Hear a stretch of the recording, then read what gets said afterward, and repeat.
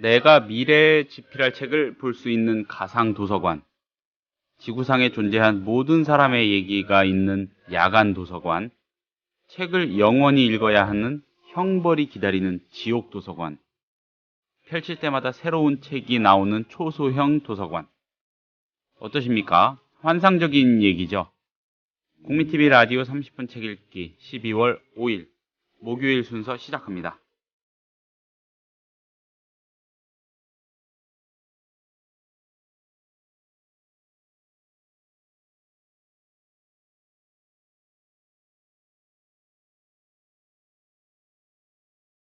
안녕하세요. 30분 책 읽기 김효진 PD입니다. 월드 판타지 어워드라는 시상식 혹시 아십니까? 세계 환상 문학 대상 정도로 번역이 되는 것 같습니다. 여기에서 2003년에 대상을 받은 흥미로운 작품이 있거든요.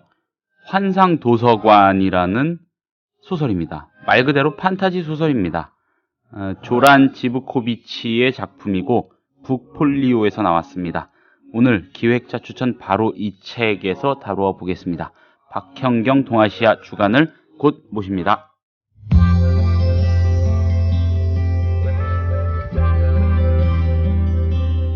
매일 아침 이 책 한 권. 국민TV 라디오 30분 책 읽기.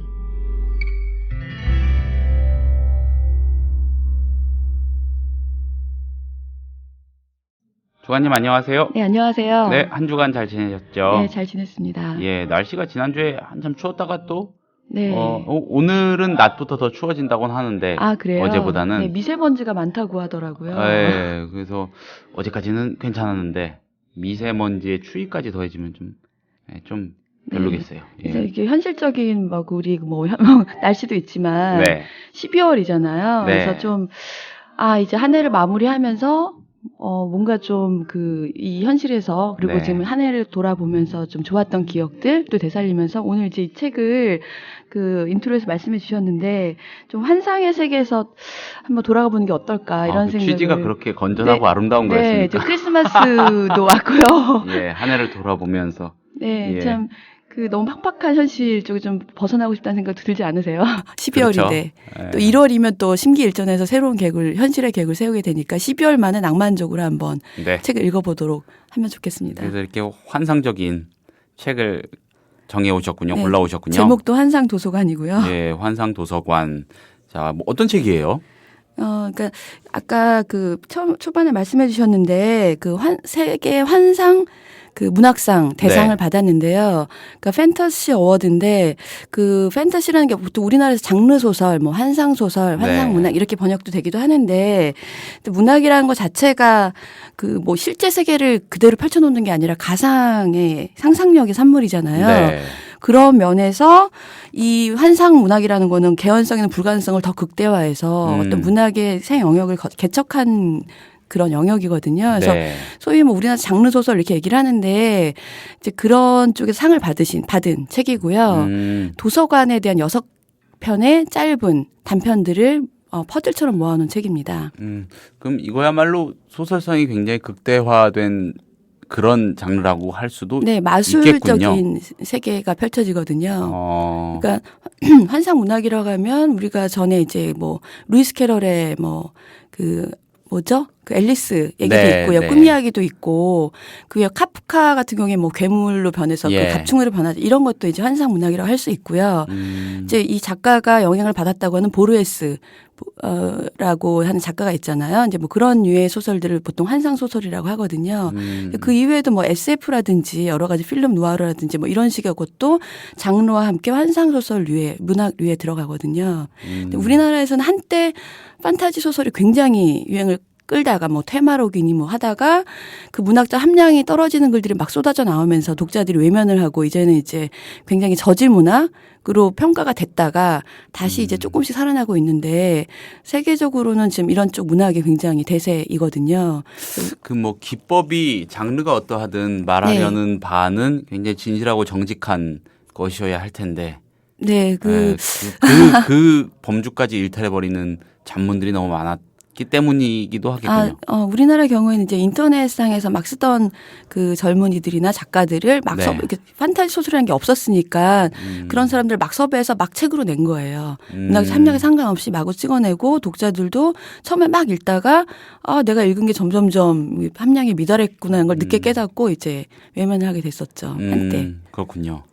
예. 지금 한국에서는 이제 그 순수 문학 쪽 하시는 작가분들이 이런 그 판타지나 한상 문학 같은 거를 섞어서 이제 막 하고 계시기도 하거든요. 뭐 박민규 씨라든지 몇몇 소설가가 있고요. 김영하 씨도 비슷하고요. 근데 그 외국의 한상 문학과 좀 다른 점은 이제 아예 현실과의 접점이 아예 없으면 환상 문학이라고 하기도 힘들어요. 그러니까 전혀 상상할 수 없는 공룡만 나오는 세계라든지 이런 그냥 우화나 뭐 이렇게 볼 수 있고 현실과 접점이 있는데 정말 그 상식적으로 생각되지 못하는 비현실적인 내용이 막 뒤섞이는 거예요. 근데 이제 그 우리나라 소설 같은 경우에는 그런 경우도 있지만 이제 현실의 내용에서 좀 차용하는 정도 기술을 그런 경우도 있고요. 그래서 앞으로 이 장르 문학이나 뭐 그 판타지 문학이나 이런 쪽이 좀 더 발전하지 않을까 우리나라도요. 그렇게 생각합니다. 이 책은 뭐 대상도 받은 책이니까. 네. 예, 수상작이니까. 네, 그런 것도 있고. 일단 정말 행복해지는, 책이고요. 예. 책을 읽는다는 게, 좀 영혼을 조금이라도 1cm라도 옮기기 위해서 읽을 수도 있고요. 뭐 여러 가지 자기 개발을 위해서 읽을 수도 있겠지만 어떤 즐거움, 현실에서 잊고 살았던 상상력을 다시 한번 넓히는 기회? 이런 기회도 되거든요. 그래서 그런 면에서 정말 즐겁게, 재밌게, 쉽게 읽을 수 있는 책이거든요. 이 책 얘기 본격적으로 해주시기 전에 작가에 대한 얘기도 좀 먼저 해주시죠. 네, 참 제가 꼭 소개드리고 싶었던 건데 그 뒤에 이 그 조란 집코비치 작가가 이제 세르비아에서 출생한 작가인데요. 뒤에 그 수상을 하고 나서 한상문학 대상을 받고 나서 그 이제 일간지하고의 인터뷰를 했는데 그걸 실었더라고요, 후기로. 근데 이제 정말 읽으면서 절절히 동감을 한 게 세르비아어로 썼을 거 아니에요. 그리고 이 작가가 이제 처음에 첫 작품으로 나이가 40 중반쯤 돼서 책을 쓰기 시작했고 50살 넘으면서 이제 주목을 받기 시작했는데 첫 번째 소설로 이제 무슨 국내 상을 받은 거예요. 근데 세르비아 사람들만 해봤자 인구가 100만 명밖에 안 되고 자기가 좀 소설로 좀 그 풍족한 생활을 하려면 시골 말고 서울에 살려면 영어로 번역이 돼야 되는데 세르비아에서는 보니까 번역자 찾기도 힘든 거예요. 근데 우리나라도 마찬가지거든요. 우리나라도 에이전시 통해서 저희가 막 외국 그 영미권 문학이든 뭐 책이든 굉장히 많이 수입해서 번역하고 출간을 하는데 실제로 우리나라에서 출간된 책들 우리나라 한글로 쓰여진 책을 외국으로 번역해서 나가는 건 굉장히 어려운 일이기도 하고 그래서 이제 한국 문학 같은 게 문학이 보통 많이 이제 그 번역이 될 텐데 그런 출판사에 있는 저도 그렇지만 작가로서도 굉장히 한계를 많이 느끼는 거거든요. 그 모국어라는 거 영어가 아닌 이제 그 각자의 나라의 그 언어를 쓴다는 게 근데 그래서 이 작가가 이제 인터뷰 내용을 보면 영어로 번역을 하기 위해서 엄청난 노력을 기울이는 거예요.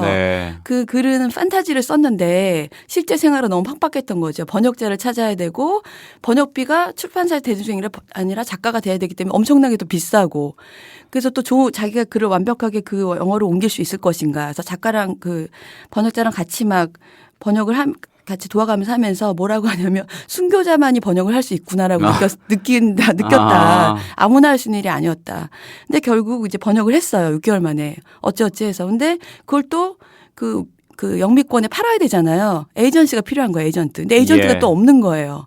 그러니까 정말 하나하나 그 절차를 밟아갔을 때 얼마나 힘들었을까. 그래서 막 겨우겨우 에이전트를 찾았는데 그 에이전트가 이름을 바꿔야 되겠다. 미국식 이름으로.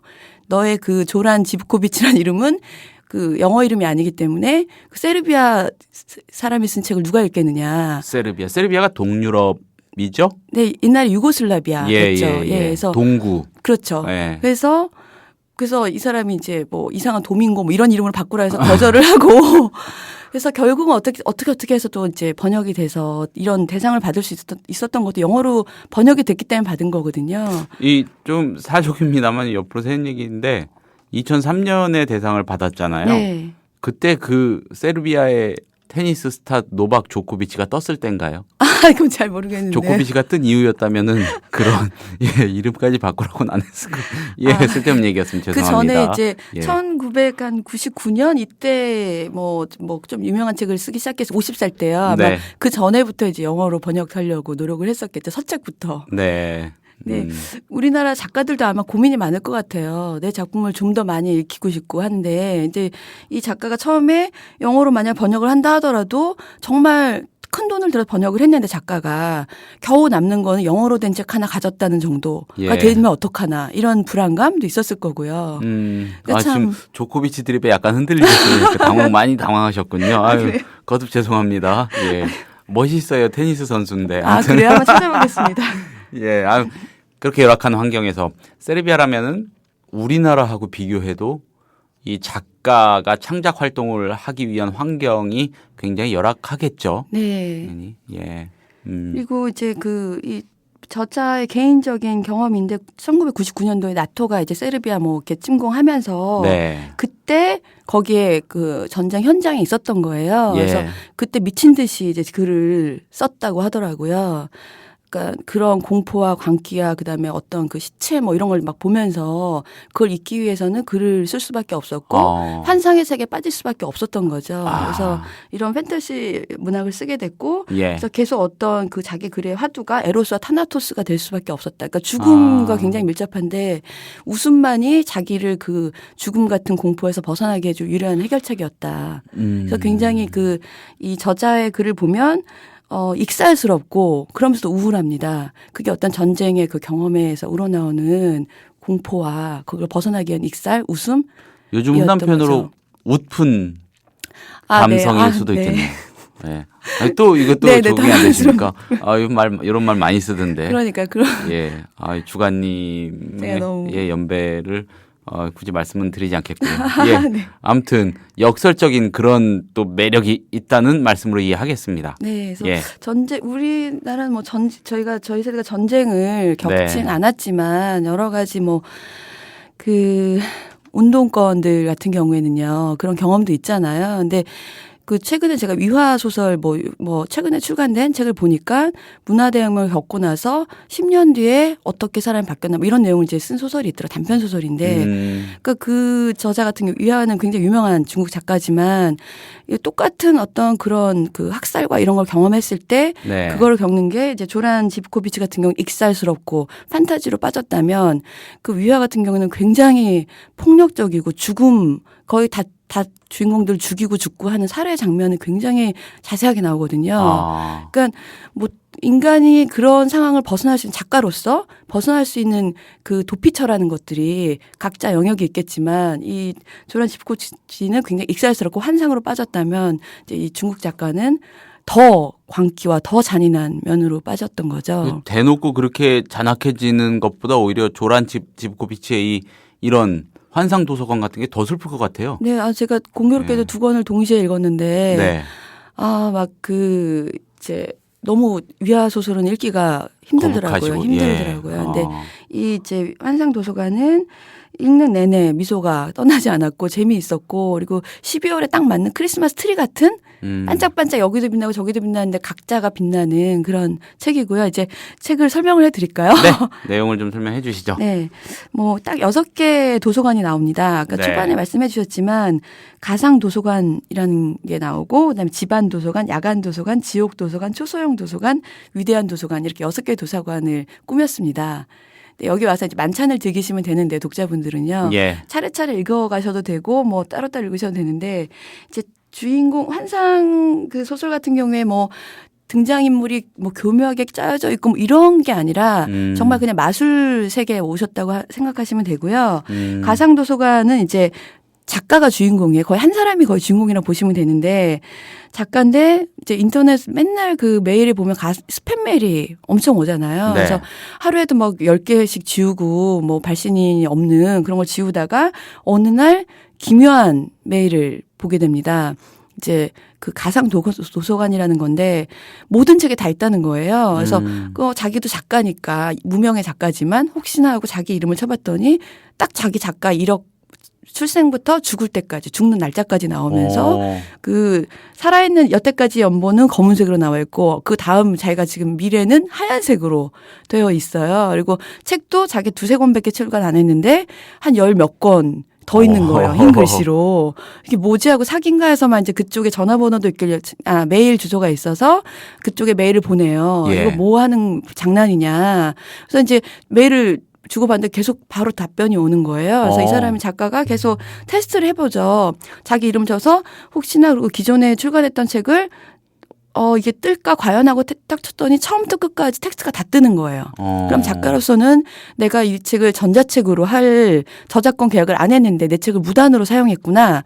이것도 화가 나서 또 메일을 보내요. 항의 메일부터 시작해서 하는데 결국은 이제 항의 메일을 보내고 그쪽에서 하는 말이 이 책은 단 한 번만 검색이 된다. 당신이 이미 검색했기 때문에 이제 다시는 누구도 검색할 수 없다라고 하는 거예요.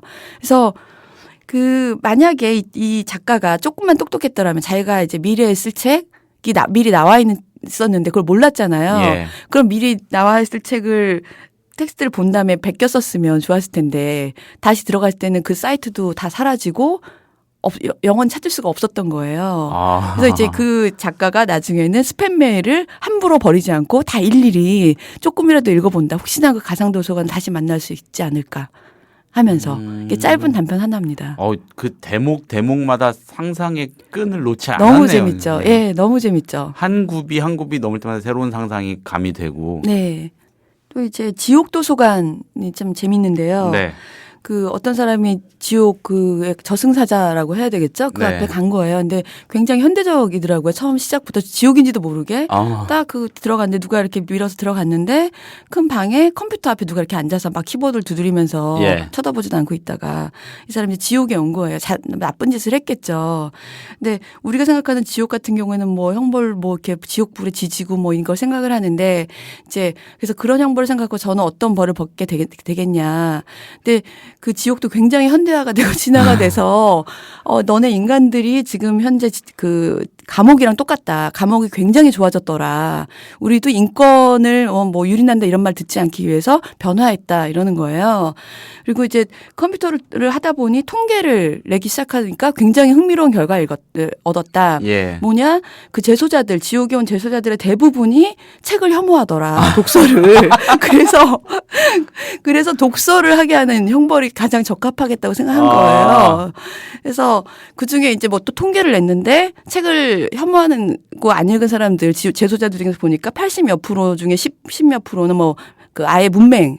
였으니까 못 읽었다 치고 그중에 40몇 프로는 정말 책을 안 읽었고 왜 안 읽었는지 모르겠으나 그리고 이제 그 재소자들 중에 나머지 10%는 읽었으나 정말 쓰레기 같은 책들만 읽고 시간 낭비만 한 사람들인 거예요. 그래서 이제 이 사람한테도 책을 읽는 게 우리도 이제 더 이상 지옥불이니 이런 말 안 듣고 도서관 지옥 도서관 하면 얼마나 문화적이고 인권적으로 느껴져요. 그래서 평생이 아니라 이제 영원히 책을 읽어야 되는. 예, 영원히 책을 읽는.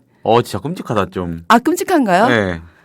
그런가요? 생각해 보세요. 그냥 계속 읽어야 된다는 게. 근데 이제 그 저승사자 같은 그 사람이 얘기하는데 네. 실제로 책을 읽게 하니까 치료 효과가 있다라는 거예요. 재소자들의 나쁜 짓을 하거나 그런 것을 상상할 시간에 책을 읽으니까 사람들이 교화가 되고 치료가 되더라. 그래서 우리는 확실히 효과를 보았다라고 하는 거죠. 그래서 실제로 이제 아까 제가 초반에 말씀드렸지만 그 작가가 조란 지브코비치가 네. 보르헤스의 영향을 받았다고 네. 말씀드렸었는데요. 그 보르헤스 같은 경우에는 아시겠지만 국립도서관장까지 관장을 했는데 그 유전병으로 인해서 시력이 국립도서관장을 맡았는데 눈이 멀었었거든요. 그래서 이제 그 보르헤스가 한 말이 책과 밤을 동시에 주신 경이로운 신의 아이러니 이런 얘기도 했었는데 그 보르헤스 같은 경우에는 천국을 상상한다면 도서관 같지 않을까. 이런 얘기를 했었거든요. 근데 그 보르헤스의 영향을 받았다는 이 조란 지브코비치는 지옥 도서관을 생각한 거죠. 굉장히 아이러니면서도 재미있더라고요. 진짜 기발하다. 네. 천국과 지옥은 도서관 하나를 가지고 생각할 수 있는데 그래서 그래서 이 제소자 이제 막 온 저승사 앞에 온 사람한테 물어본 넌 어떤 책을 읽고 싶은지 너도 보니까 책을 28년 동안 딱 2권 읽었더라. 그것도 앞에 차례하고 뭐 2-3장 읽다 만 거랑 서문 읽다 만 거. 왜 이렇게 책을 안 읽었냐 했더니 이 사람이 너무 재미없었다 책이. 그래서 그럼 앞으로 이제 영원히 무슨 책을 읽고 싶냐 했더니 뭐 형사물 같은 걸 읽고 싶다. 형사물. 예, 좀 예. 재밌으려고. 예. 했더니 그 저승사자가 정반대되는 책을 읽어야 된다. 전원시를 수여할 테니 그거를 평생 읽도록 영원히 읽도록 해라. 이제 그게 처벌이었던 거죠. 그러니까 아주 싫어하는 그 사람한테 생뚱맞고 조금 재미없는. 그 사람을 교화하고 치료해야 되니까요. 그 온화하게 만들어야 되니까. 네. 전원시. 네. 근데 저도 만약 도서관 지옥이 도서관이라면 정말 좋을 것 같거든요. 그러세요? 네. 저는 전혀. 저는 그렇게까지는. 그렇구나. 그래서 네. 어릴 때 뭐 그 헌책방 주인 되고 이런 꿈 안 꾸셨어요? 꿈 뭐 미래희망의 헌책방 주인이라든지. 안 꿨어요. 그러셨어요? 네. 저는 헌책방 그 낡은 책 그 헌책방의 주인이었으면 하는 생각을 했었는데 마침 또 그 다음에 초소형 도서관의 헌책방 비슷한 내용이 나옵니다. 그 무슨 내용입니까? 초소형 도서관은 이 사람이 또 작가예요. 근데 예. 그 이제 지금 종로 거리에 옛날 지금도 있는지 모르겠지만 헌책방 그 행상인처럼 이렇게 쭉 밖에 나와서 책을 파는 사람들 잘 없죠. 있잖아요. 네, 요즘은. 그 유럽에 가도 그런 사람들이 있거든요. 근데 여기도 이제 작가가 무슨 다리 같은 데 밑에 그 비를 피할 수 있는 난간 밑에 이제 사람들이 주말마다 쫙 나와서 네. 책을 파는데요. 이 사람이 거기 자주 가서 이제 책을 사는 베스트 고객 중에 한 사람인 거예요. 작가이기도 하고. 근데 뭐 그날도 어느 날 이제 뭐 가서 책을 이렇게 고르려고 하는데 한쪽에 어떤 못 보던 비가 막 내리려고 하는지 뭐 이제 난간 옆에 따로 이렇게 구루마 같은 그런 걸 끌고 있는 이제 그 판매대를 갖고 있는 사람이 있어서 네. 이제 가까이 갔더니 그 사람이 하는 말이 당신은 작가가 아니냐. 라고 얘기를 하는 거예요. 그래서 어떻게 작가인 줄 알았냐 했더니 작가한테 냄새가 난다. 힘든 시간을 보내고 있는 사람한테는 그런 냄새가 난다는 걸 몰랐느냐. 그래서 당신을 치료해 줄 책을 권해주겠다라고 얘기하면서 책을 꺼내서 허름한 무슨 종이봉투에 담아주는데 정말 다 낡아서 다 뜯어진 책들인 거예요. 그래서 버리고 싶었으나 그 사람이 그냥 책 값도 안 받겠다고 해서 갖고 와서 버리려고 하다가 또 책을 또 집에까지 들고 왔는데 버리는 건 신성모독인 것 같아서 안 버리고 네. 보다가 그 안에 책을 3권을 넣어줬는데 보니까 조그만 책이 하나 또 있는 거예요. 생각지 못했던 네 번째 책을. 그래서 4번째 책을 딱 펼쳤더니 거기에 펼칠 때마다 새로운 내용이 있는 그 책 한 권에 모든 내용이 있는 책이었어요. 그래서 한 권의 책이 다 실렸는데 책을 다 보다가 딱 덮고 다시 열면 새로운 책이 되는 거예요.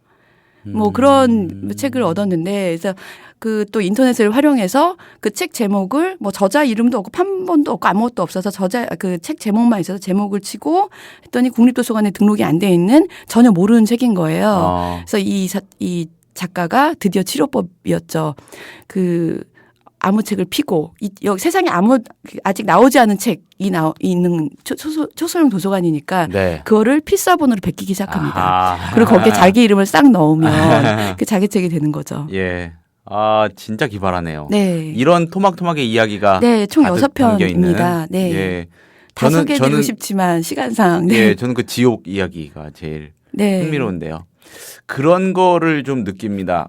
자기가 활동하는 분야가 어디냐에 따라 좀 다르겠지만 이게 불필요한 능력일 수도 있겠습니다만은 상상력이 풍부한 사람들, 그런 거를 번뜩번뜩하게 내놓는 사람들 보면 좀 압도되는 느낌 받을 때가 있어요. 그러니까 개인적으로. 뭐 안 그러실 수도 있겠지만 다른 분들은 아무튼 그 상상력은 참 부러운 재능 아니겠습니까? 그러니까 상을 줬겠죠. 그리고 우리도 막 쓰고 싶지 않으세요? 네. 네. 근데 너무 기발하고 왜 나는 그런 생각 못 해볼까 하는 생각도 들고요. 이 책 읽다 보면은 이 작가 이 조란 지브코비치라는 사람이 더 궁금해지고 호기심 생길 것도 같고. 네, 그리고 제가 여기 캐릭터에 대해서 말씀 안 드렸는데 캐릭터 굉장히 좀스럽고 예. 찌질한 인간이에요. 작가인데 막 찌질하고 이렇거든요. 예. 꼭 그냥 우리 같은 인간, 그 사람, 일반 평범한 사람이거든요. 그런 사람이 환상을 경험하는 거니까 저는 이제 그 청취자분들도 이 책을 좀 읽으시면서 네. 스스로도 한번 환상에 빠져보시고 누구나 쓸 수 있을 것 같은 느낌이 드는 그런 소설이니까요. 언젠가 제가 한번 얘기 드렸었고 같이 얘기 나누기도 한 것 같은데 방송에서요. 네. 소설, 책 읽으면은 그저 동경하게 되는 책이 있는가 하면은 네. 나도 써보고 싶다는 생각하게 네. 만드는 책이 네. 있다는 얘기 네. 들은 적 바로- 있을 거예요. 바로 이 그 후자에 책입니다. 속하는 네. 책이고 요즘 같은 때 그냥 내려놓고 네. 뭐 이것저것 복잡하게 누군가에게 생각 안 하면서 크리스마스 선물을 네. 뭐 이렇게 자기가 환상 문학 같이 소설같이 짧게 써서 선물하는 거 좋지 않을까요? 좋을 것 같아요. 네. 예. 그렇게들 해보시면 좋겠는데 다들 바쁘셔가지고 송년회 하시냐고. 네. 예, 그러실 시간 청취자들에게 있을지 모르겠습니다만은 아무튼 조란 지브코비치의 환상 도서관은 네. 진짜 환상적이고 황홀한 얘기일 것 같습니다. 네. 예, 저도 많이 이 호기심 생기고 한번 읽어보고 싶네요. 꼭. 네, 오늘 재밌게 얘기 잘 들었습니다. 주관님. 네, 감사합니다. 국민TV 미디어 협동조합 조합원에게만 드리는 혜택. 당신의 영어 실력, 이제 원스톱 잉글리쉬가 해결해드립니다. 창의적이고 뛰어난 발성의 영어회화 학습 사이트 원스톱 잉글리쉬. 영어 표현을 암기시켜주는 동영상과 상황별, 주제별, 문법 패턴 표현을 검색하고 듣고 영작도 할 수 있는 영어 학습 포탈 원스톱 잉글리쉬. 주소창에 onestopeng.com. 국민TV 조합원이 되시면 영어학습 콘텐츠를 3개월간 무료로 이용할 수 있는 혜택을 드립니다. 자세한 내용은 국민TV 홈페이지를 참고해주세요.